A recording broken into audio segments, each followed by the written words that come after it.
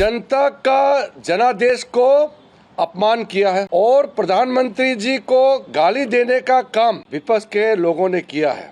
विपक्ष के लोगों ने एक भी बजट में जो अच्छा प्रावधान है इसका बारे में जिक्र नहीं करते हुए सिर्फ गाली देने का काम किया है।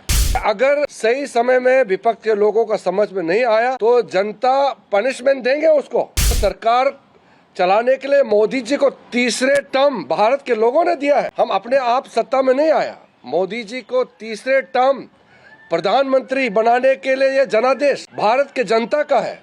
सुझाव देने के लिए बजट सेशन होता है, यहाँ गाली गलौज देने के लिए बजट सेशन नहीं होते हैं। ये मॉनसून सत्र है और एक तरीके से ये बजट सत्र ही है।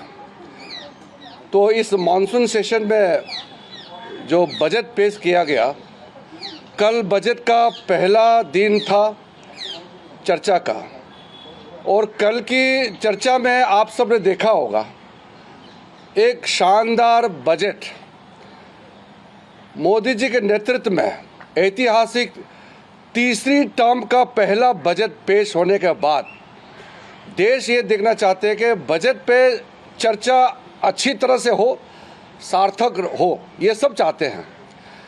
कल अपोजिशन पार्टी के कुछ मेंबर, खास करके कुछ दल के नेताओं ने जिस तरीके से बजट के समय में टिप्पणी की और जैसे भाषण दिया, मैं उसको सबसे पहले तो खंडन करना चाहता हूं कि बजट सेशन का गरिमा को नीचे गिरा करके इन्होंने सदन का अपमान भी किया है।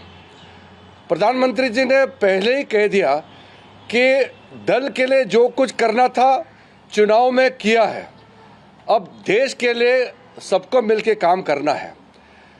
दल के लिए नहीं, देश के लिए अगले 5 साल देश के लिए सबको करना है, प्रधानमंत्री जी ने अपील किया। कल विपक्ष के लोग ने बजट के बारे में कुछ नहीं कहा, सिर्फ राजनीति की है। 2 चीज़ें विपक्ष के लोगों ने किया है कल। पहला तो देश का जनादेश, जनता का जनादेश को अपमान किया है और प्रधानमंत्री जी को गाली देने का काम विपक्ष के लोगों ने किया है। ये लोकतंत्र के लिए ठीक नहीं है। कल आप देखेंगे अच्छा से, आप पूरे वीडियो को भी आप फिर से देख लीजिए। एनडीए के जितने लोगों ने कल बजट चर्चा में भाग ली, सब ने बजट के बारे में अच्छी तरह से जिक्र किया और सुझाव दिया और अपना अपना राज्य में जो फ़ायदा है उसको भी गिनती किया। विपक्ष के लोगों ने एक भी बजट में जो अच्छा प्रावधान है इसका बारे में जिक्र नहीं करते हुए सिर्फ गाली देने का काम किया है। लोकतंत्र में, दुनिया का सबसे बड़ा लोकतंत्र भारत का पार्लियामेंट में बजट के समय में बजट पे चर्चा नहीं करके राजनीतिक बात करके प्रधानमंत्री जी को गाली देने का काम करना, ये किसी को शोभा नहीं देते हैं। मैं पार्लियामेंट्री अफेयर्स मिनिस्टर होने के नाते फिर से अपील करता हूं कि बजट सेशन में बजट पे चर्चा होना चाहिए।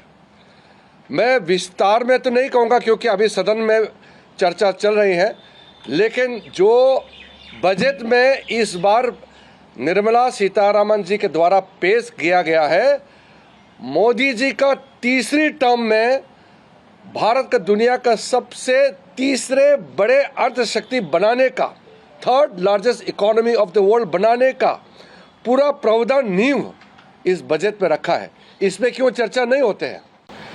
बजट में 11,11,111 करोड़ कैपिटल इंफ्रास्ट्रक्चर के लिए, capital expenditure, world class infrastructure बनाने के लिए जो बजट आवंटन किया गया उसके बारे में विपक्ष के लोग क्यों चर्चा नहीं करते हैं? किसानों के लिए जो देश ने भूल गए थे, ऐसे छोटे छोटे ट्राइबल्स लोगों के लिए जो प्रावधान रखा है मोदी जी ने, उसके बारे में चर्चा क्यों नहीं करते हैं?